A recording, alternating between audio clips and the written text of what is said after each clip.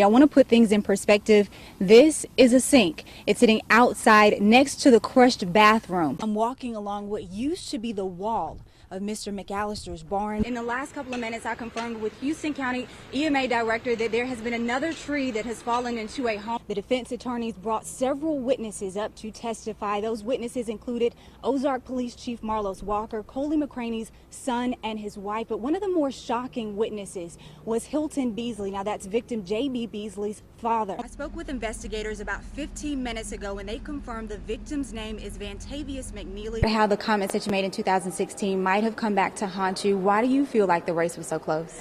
I can easily snap some of the stalk off, an indication there is little to no moisture. In the town of Columbia, it can't happen because power is out, so machines like this are out. See the twisted metal here where the tree came crashing into Mr. Dunlap's car. I want to walk you so you can see how close it was to the front of the car. I'm suited up in my safety gear, and for this next scenario, I'll serve as one of the role players. You can actually hear the car shaking as I'm driving over County Road 55. Thieves initially tried to get into the church through this window, but when they couldn't, they walked over to this lower window, breaking it. This summer, teens across the Wiregrass are trading baseball caps and sunglasses for hard hats and protective eyeglasses. You guys are gonna go down the side with me. 21 weapons were recovered, enough to line your kitchen table. 38 specials, 22s, and one the sheriff called a knockoff AK. I did about a 30-minute drive around the Brunswick Plantation community. What I saw, a lot of flooding, and for people who live in this area, the biggest concern is that water getting into their garage. For Steve DeRosa, the calls from neighbors flooded out by the Call Swamp and Brunswick Plantation to check on their home have been constant. God, I have a list on my phone like you can't believe it. People call me every morning. It's a task he took on, just a neighbor helping a neighbor. I'm such a people person. Since the hurricane came in, I started going around then and been going around twice a day ever since. He drove me around the community in his truck so I could see the damage. This Hurricane Matthew was mainly just rain that we had to wait till it stopped. But this one it's all backing up and coming backwards. That's never happened to us before.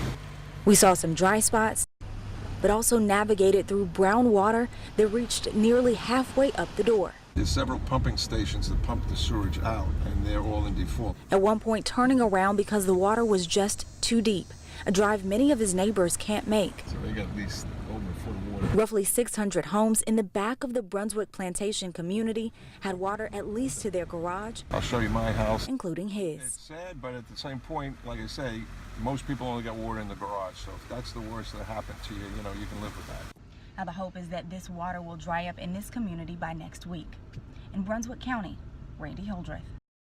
The sound of gunfire rips through GWC housing complex Monday. Police say the targets, responding officers.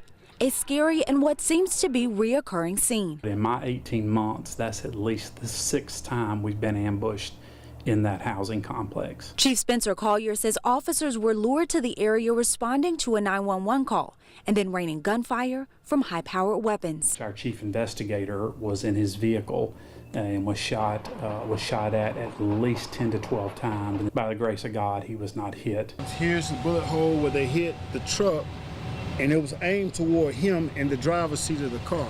Lieutenant Torrey Neely was driving the patrol truck that night. Neely says he's been targeted before responding at GWC, and now when a call comes, he doesn't know what to expect. I exited the vehicle. You know, I'm extremely cautious and paying attention to what's going on. It's like we're fighting a war. And this is what happens every time a police respond to a call. Jump out of a car and fire at cops 2 blocks away. It makes you as an absolute coward. But the department says change is coming. They're going to see more police officers in GWC than they've ever seen in their life.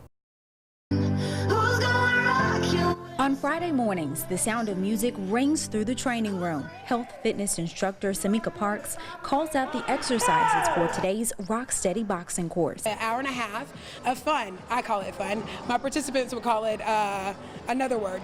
After the warm-up, the real work begins. There you go. Thank you. You put boxing gloves on somebody and this fight comes out of nowhere. We're going to start with the speed bag. Today's personal fight for class participants stop their progression of Parkinson's disease.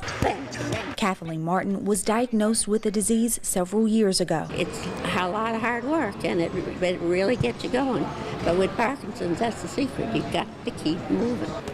Studies show that people diagnosed with Parkinson's slow the progression of the disease if they're more active. I was born from a guy that had Parkinson's who was very active. He started working out again, and he started to see that his symptoms, his tremor, his gait, even some cognitive issues were getting better. Participants move through each station, knuckled fist to boxing bag, fighting. Once they have the fight, I have the tools. We put those two things together, and we're unstoppable. When I learned in the beginning I had it, I was so depressed.